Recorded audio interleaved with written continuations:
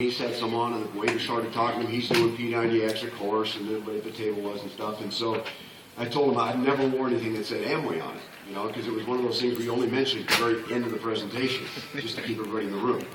And I kid about that, but I only share that because you guys, it's almost cheating what you guys have. And I'm serious, because everybody loves Beachbody. I mean, you mention it, oh yeah, I've seen that on TV, I've seen that on, there's no negative, there's no negative response. Here's the great thing that you have, though, is that nobody knows about your business.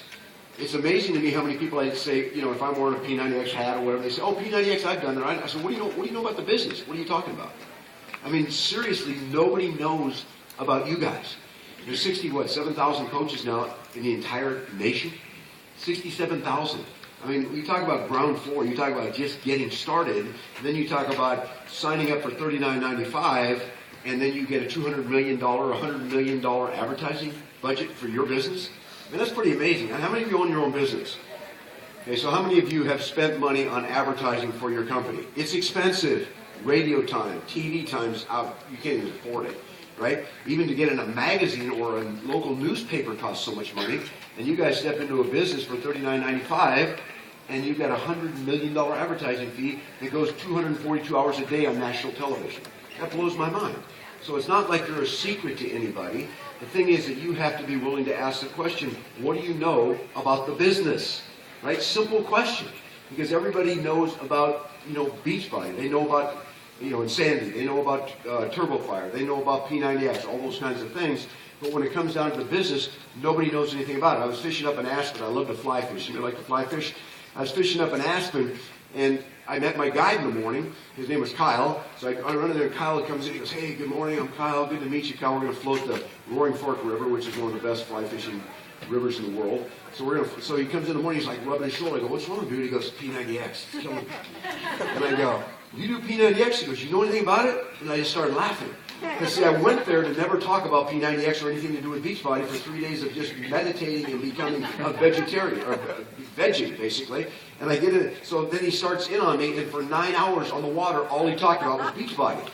And the thing that was amazing is this guy had a fit club. Somebody mentioned this example today. He had a fit club where 15 of his best friends do it every morning together, and he got them all to buy it from the infomercial. Now the guy's entire boat is wrapped in P90X. He's a fanatic coach in Aspen, Colorado. And it was just him saying, you know anything about it, right? And again, I wanted to say no, but I couldn't do it. So I ended up talking for 9 hours. And what about this? How's this work? How's that work? That kind of stuff. So, we're not a secret to anybody. What we have to do is we have to get the posture that Denise mentioned, the attitude of, you know what, everybody needs my business. And you have to come to this point in this business where you really believe with a passion, like I believe, and I've been working with Beachbody for just 2.5 years. First 6 months with Christine Dwyer, helped her build her business to, I think she's a 24-star diamond now, and she's almost 10 in her second business center. But and I don't take credit for that, but I got a chance to work with her individually, just her organization, for the first 6 months. And then Carl brought me over, and I've been working with Beachbody for 2 years. And, I'm in love with this business, but I've always been in love with people. That's kind of been my calling in my life, is to work with people and help them change their lives and help them realize what they've been designed really to do in their lives. It just so happens this kind of a business fits right in, because what does this business do? It makes us check ourselves out first. I had a guy the other day, he said, well, I think I'll get in and check this out. You know what I said to him? It's going to check you out. And he kind of looked at me, he didn't know what I was talking about. I was at a meeting, he goes, I'm going to check it out. I go, dude, this is going to check you out, right? And it's true. Because how many of us think we're so strong we get in this and we can't believe why we can't call somebody on the phone, or we can't talk to somebody. And all of a sudden everything that's all the inadequacies in our life begin to surface. And we look in the mirror and go, what is wrong with you? Right? You see these people moving on in the business, and for some reason we struggle personally. And a lot of it has to do with our own issues of our own lives. My background was, I grew up in a home. My mom was an alcoholic. She died 2 years ago from Alzheimer's disease. And she was sober for 30 years, but she drank for the first 40. And then she had such a terrible experience as a child. She was molested as a child. So my mom had this terrible life of marrying men who she thought she deserved that were terrible men, because that's all she figured she deserved. And so I had these 3 dads. They were just awful men, right? Very brutal and just terrible. And so that was kind of my upbringing. I was obese as a child. I was 80 pounds overweight in the 6th grade. And when you're 80 pounds overweight, I mean, and and it was not any kind of glandular. It was knife and fork problem. That's all it was. Okay, we just ate, right? Because in my house, we were broke. We were a very poor family, so we'd have biscuits and gravy 5 nights a week. White gravy and biscuits. That's what we ate, right? There's nothing lean about that.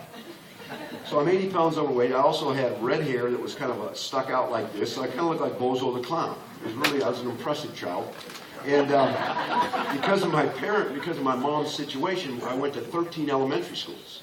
Now, how many of you ever changed elementary schools? It never felt good. And then when you're 80 pounds overweight and you go from school to school, it's not fun.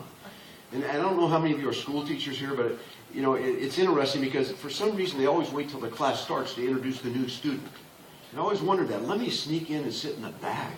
No, instead it's, here he is. We'd like to introduce everybody. This is Craig Holliday.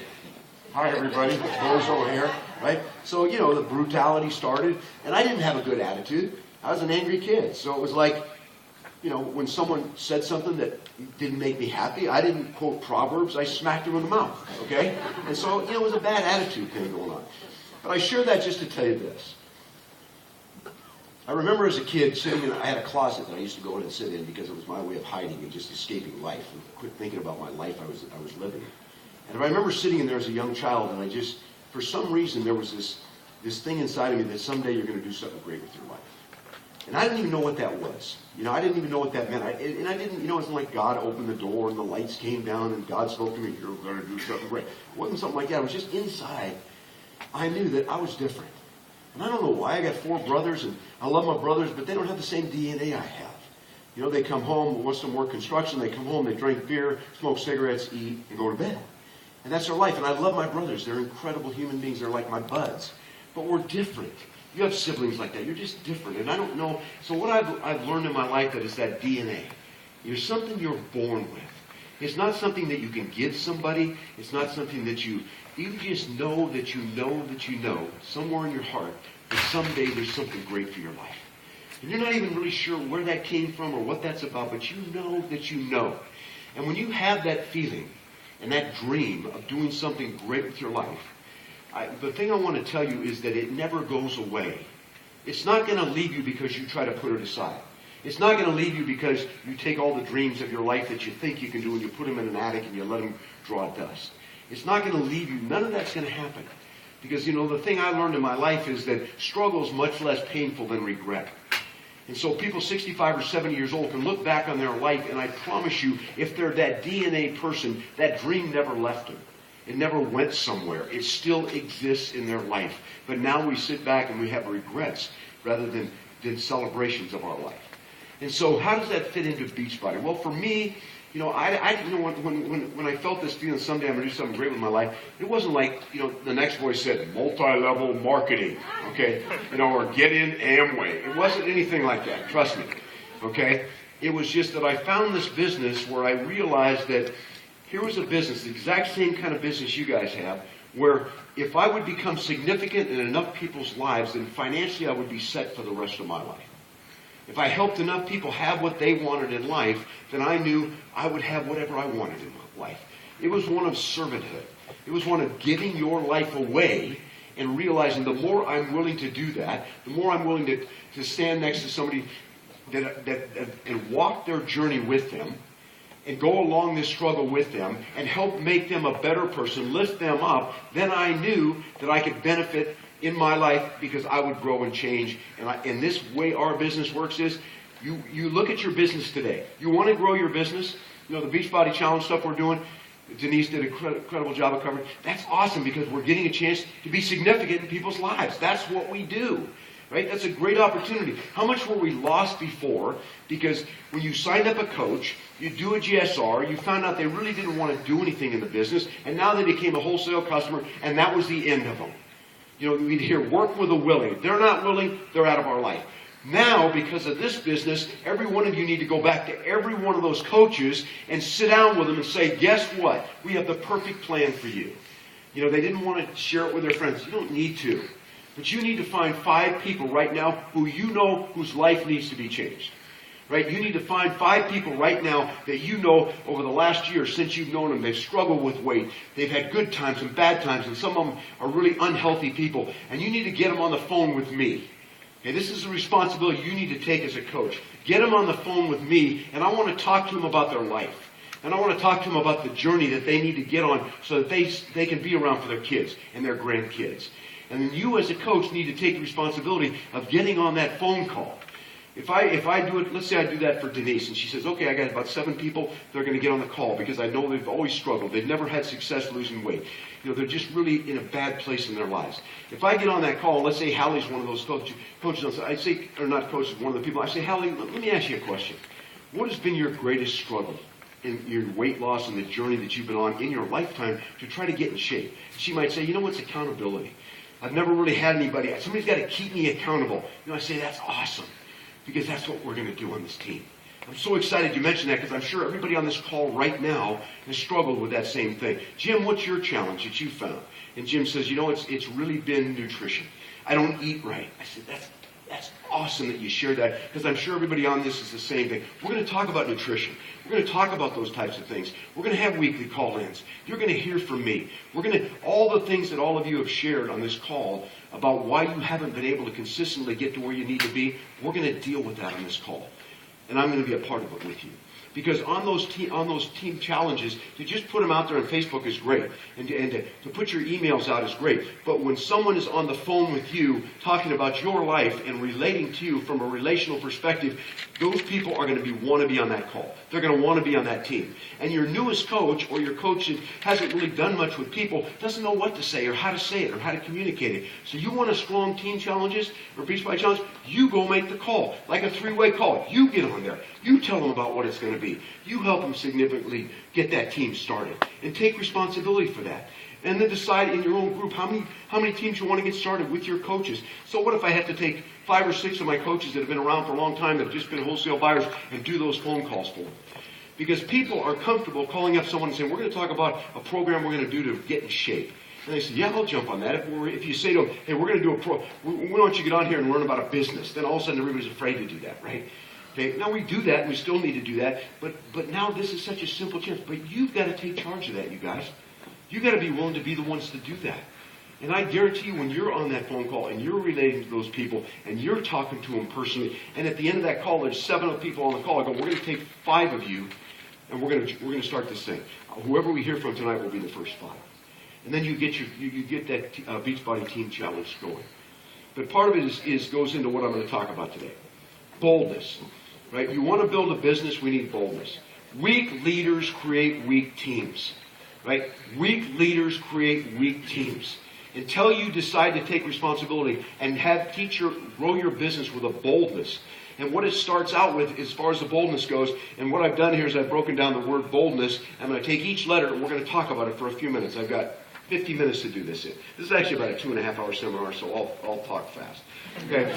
In order to lead, we must live boldly in every aspect of our life. In order to lead, we must live boldly in every aspect of our life. I love the word boldly. To you, when you say it, that's a bold person or boldly. It can be a positive, it can be a negative. Some people that are so bold, they're the people, they always say there's 2 types of people. Those that walk in the room and you're excited, and those that leave and you're excited. There are 2 types of people. Sometimes that boldness can be obnoxious. It can be arrogant. But you know what? When it comes to leadership, the boldness is necessary. And so a lot of our evaluation in growing our business, and that's what I want to do today while I'm here with you guys, a lot of our evaluation building our business goes back to us. You know, where is your business right now? Right? Where is your business this very day in comparison to where it should be or where it could be? What's the common denominator that keeps it from getting there? You, the person in your chair. And I'm not here to slap people around and get in your face. Well, I sort of am. Okay? Because I believe leaders want to be led. People in your business are dying for someone to be a coach.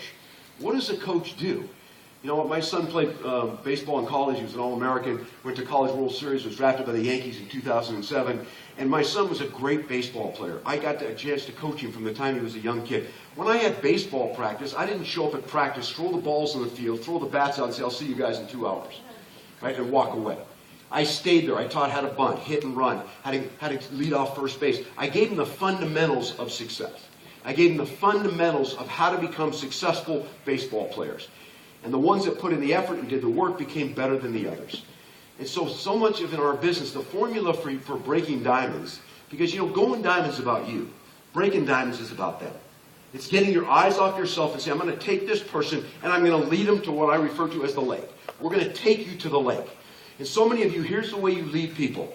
You stand in front of them and go like this. Right? Like that. Okay? That isn't how to lead people. You want to lead somebody, get alongside of them, put your arm around them, and start walking. And they're walking with you. Right? And they're going alongside of you, because leadership is alongside. Leadership is not out in front begging people to come join you. It's alongside and moving people forward as you move forward in your life and in your business. That's what leadership is. So for some of us, we need to kind of take a look and evaluate ourselves as coaches. Are we leading our people? That's what I want to talk about today. Leadership. You being a leader. Right? And some of you go, I don't know if I want to be a leader. Well, your business will be exactly the equivalent of how good a leader you are. And so how do you improve your business? You improve yourself as a leader. You improve your boldness in your life.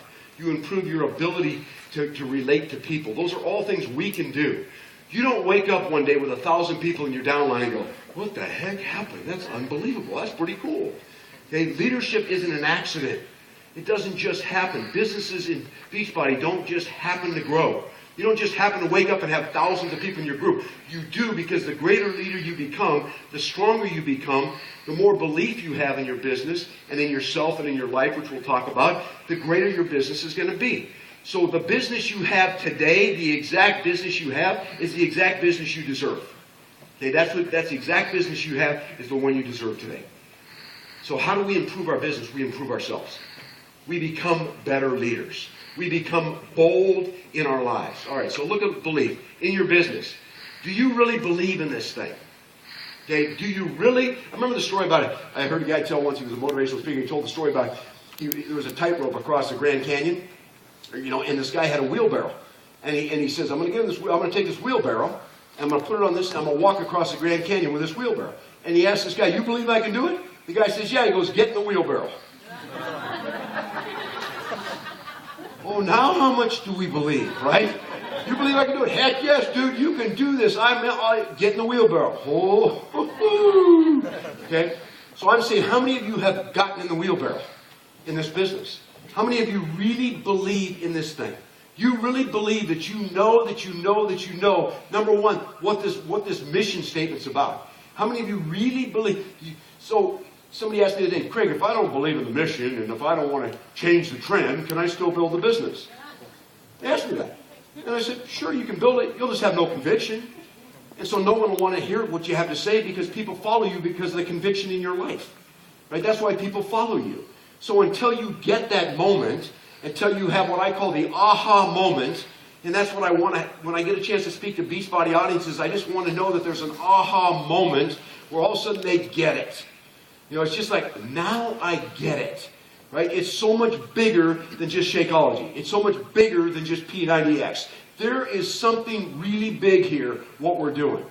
Because what you do every day when you take the eyes off yourself and go talk to someone else is look them in the eye and say, how can I help you change your life? Physically, inside, outside. I'm willing to do that for you. You know how many people right now are living a life of quiet desperation in America? Right now. Every day. They get up in the morning, they have no hope for tomorrow. There's no way in a million years they think tomorrow gives anything to them. And I always say, if you don't like where you've been, like in my life, and you don't like where you are today, you better as heck have some hope that tomorrow's going to get better. And you know how many people right now have had awful backgrounds? They're not happy in their life right now, and they're sitting here hoping someone can give them some kind of a future. And you guys walk into those lives every single day. But so many of us, we walk around and we're so worried. It's like, oh, I got to do 2 exposures today. So we grab our spear and we head to the mall. It's like this. We're trying to find one. Right? We're just like, oh my gosh, I hate Larry Zinberg when he taught 2 exposures. You got a picture of him at home with a red X across him. That sucker, I hate him. 2 exposures. It's like this awful thing I got to do. Are you kidding me right now?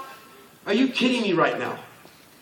Why don't you go out every day knowing that you've got some special divine appointments waiting for you from people that need to hear from you, and get up and get off your Quit looking at yourself and your depression and your life and where you are, and go help someone have something great in their life.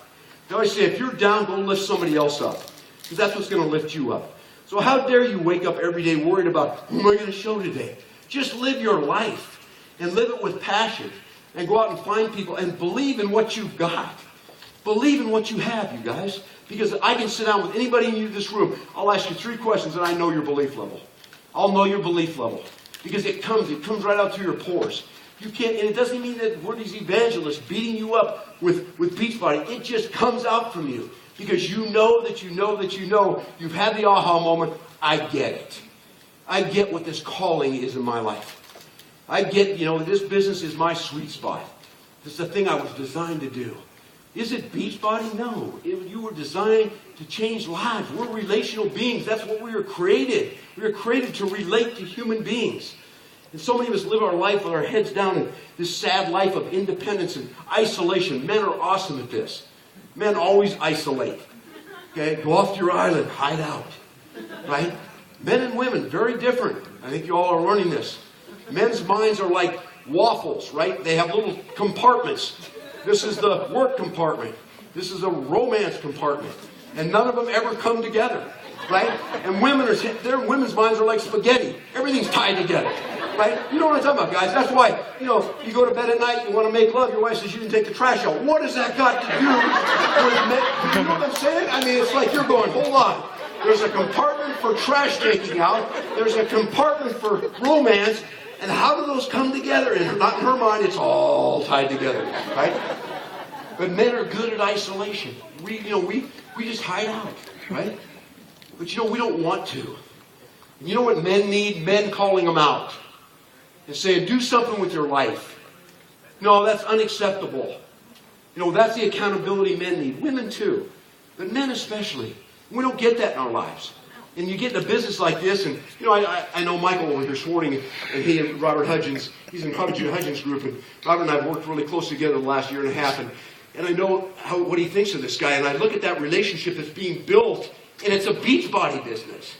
They're in a business together that sells products, but they have this relationship and this bond being built so that Robert Hudgens is going to help change Michael's life, and Michael's going to turn and help change somebody else's life. And that's what we get a chance to do when you believe. Right? When you believe. When you move the bar up in your own life and quit accepting mediocrity. Quit accepting status quo in our lives. So we got to believe. Believe in your business. Secondly, believe in yourself. You really believe in yourself. Dang it, you guys have been designed to do great things. But we kind of go through life average. And it's okay. And pretty soon, you know what? We quit winning in life.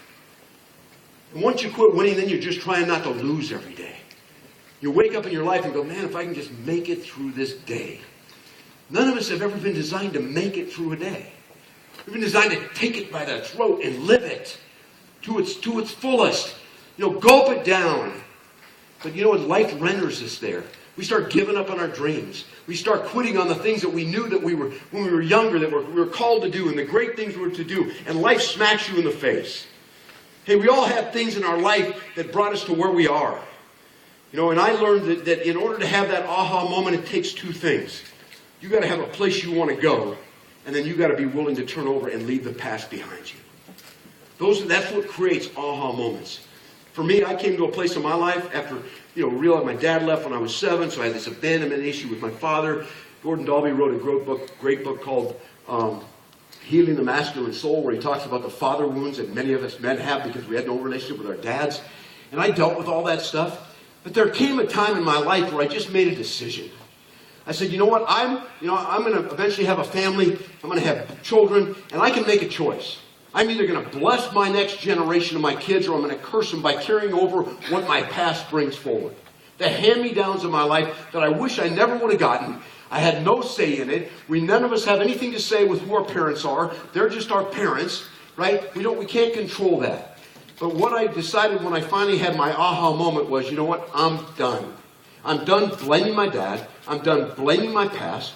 I can't do one thing about it. None of us can go back and grab 1 second from the past and move it forward. And so therefore, what I'm going to do is I'm going to make a decision to move forward in my life.